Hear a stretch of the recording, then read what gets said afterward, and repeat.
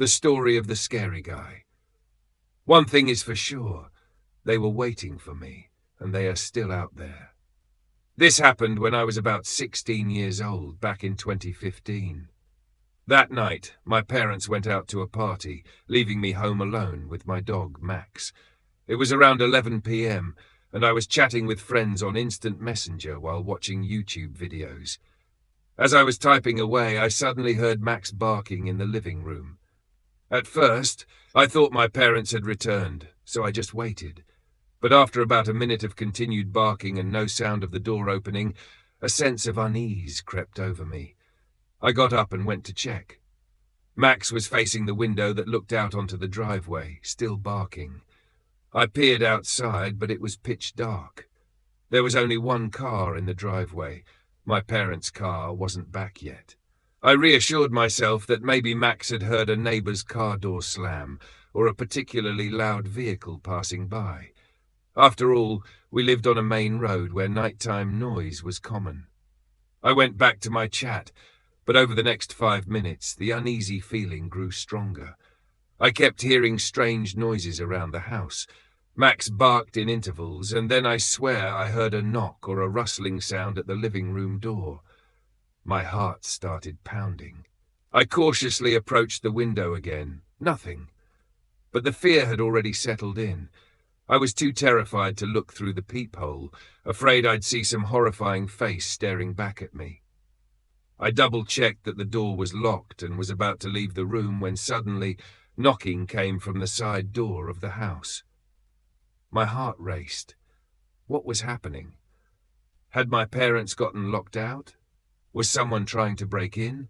I barely had time to process those thoughts before I heard the sound of the basement door handle being jiggled, like someone was trying to open it.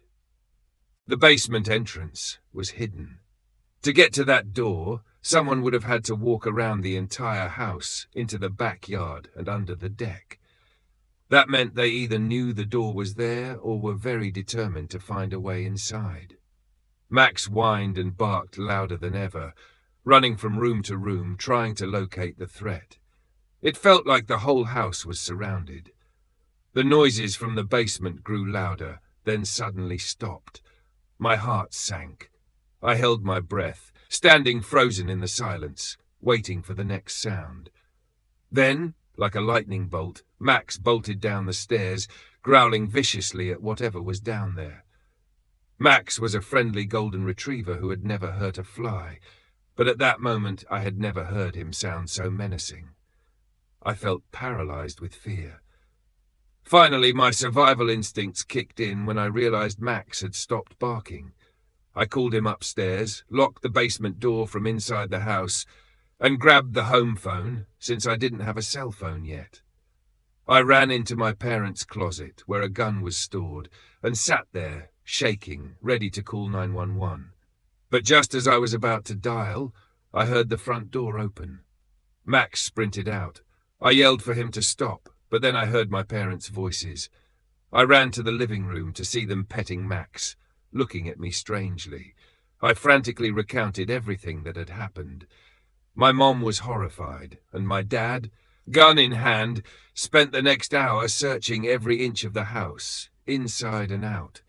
But he found nothing. I didn't sleep that night. The next afternoon there was a knock at the front door.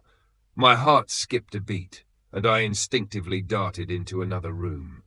My dad opened the door to find my Uncle Richard standing there with an envelope in his hand.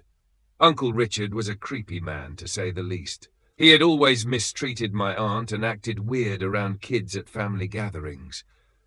Nothing illegal as far as we knew, but he had a way about him that made people uneasy. Even adults who spent too much time around him said he made them uncomfortable.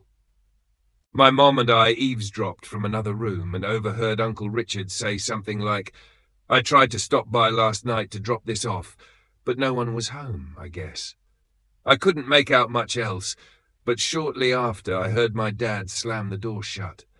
My mom and I peeked out and asked what happened. My dad, his face trembling with rage, said that Uncle Richard had been the one lurking around the house last night, trying to get inside. He handed me the envelope. I opened it to find a card with a gift card inside, thanking me for helping his daughter with softball lessons. A night of panic and terror, all at the hands of my creepy uncle. My dad had threatened him right there at the front door, and after that, we never really saw him again. Thinking back, I'm at least glad I found out who was behind the incident. Otherwise, I might have spent years wondering if it had been burglars, a ghost, or something even worse. I'm grateful Max was there to protect me. He most certainly scared Richard off when he was trying to get in through the basement. But even so, I'm left with so many questions. What the hell was he thinking? Why did he need to drop that card off so late at night? Why didn't he get the hint that we weren't home when no one answered the front door? Why wouldn't he try calling the house to see if we were home? And worst of all, what would have happened if he had gotten inside? Story 2. I live alone in a small house in a quiet town. The only sounds I ever hear are the wind whispering through the narrow alleys and, occasionally, the distant toll of the church bell. The silence is comforting. I enjoy fishing, and most of my time is spent by the small river that runs through town. It's the perfect place to escape everything. I don't mind being alone. Hell, I prefer it. My house has a large porch that overlooks a narrow road leading to the open fields. I often sit there with a cold beer in hand, watching the sun dip below the horizon and listening to the night sounds. Everything has always been peaceful, until recently. It started about 2 weeks ago. As usual, I was sitting on my porch, staring into the dark, when I heard something. Soft footsteps on the gravel road in front of my house. At first, I didn't think much of it, maybe a stray cat or someone passing by, but over time the sounds became more frequent. At first, just brief footsteps, dry leaves rustling, things I thought were normal. But then one night I heard something different, a scratching sound. It came from the side of the house, near the window of the guest bedroom. It was faint, as if someone was trying not to be noticed. I stood up, my heart beating faster than usual. I waited, but nothing else happened.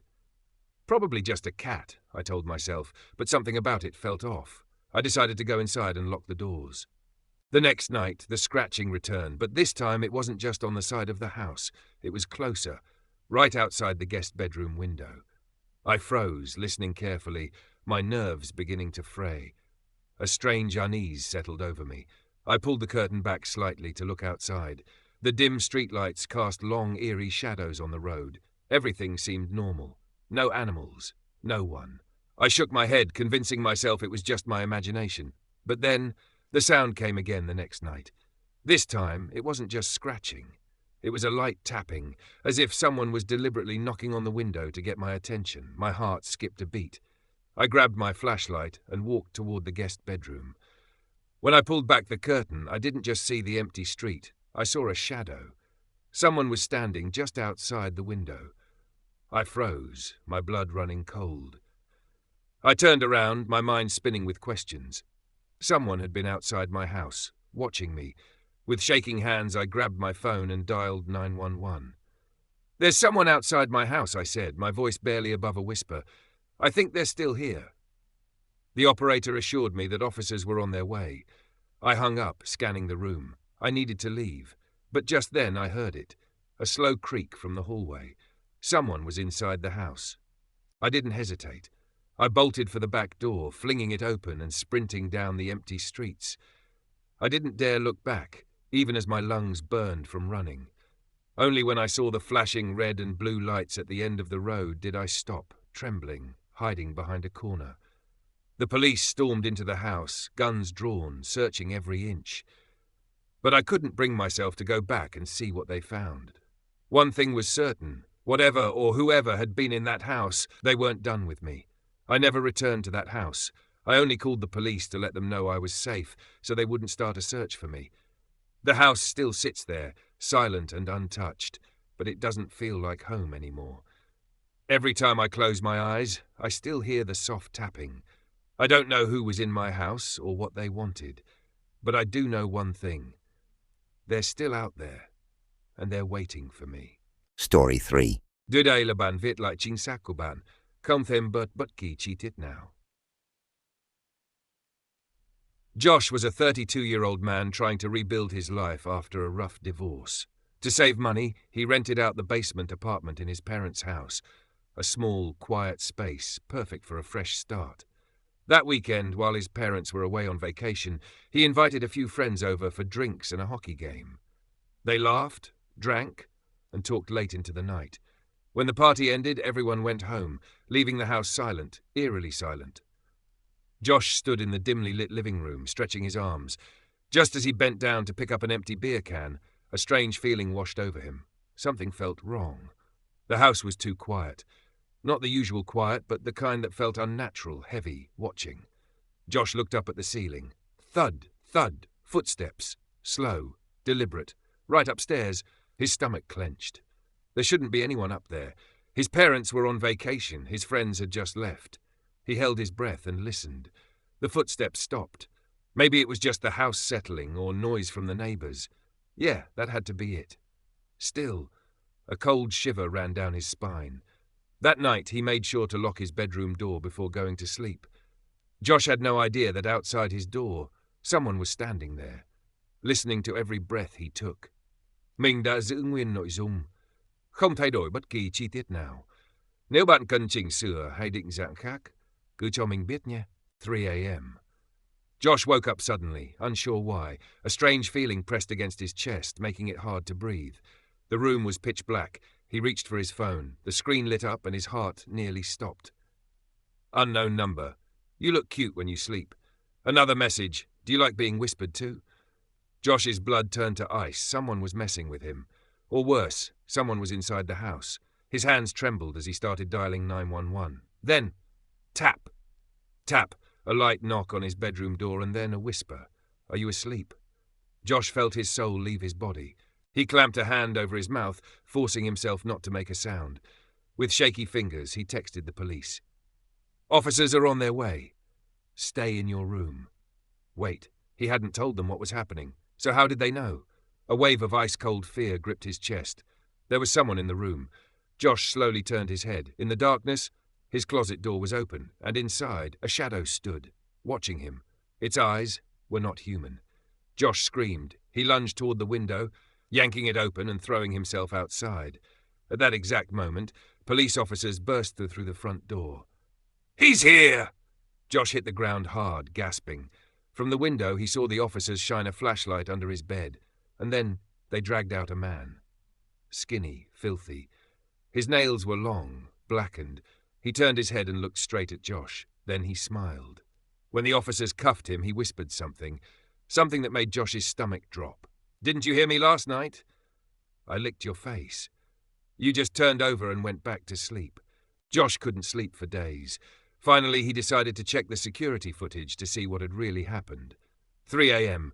The closet door slowly creaked open. A shadow crawled out. He stood there inches from Josh's bed, just staring.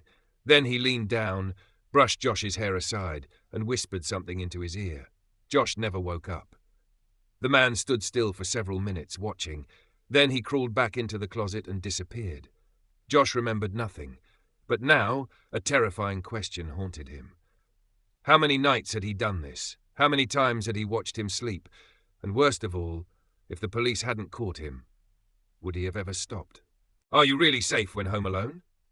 These stories are just a small glimpse into the countless, eerie encounters that have happened.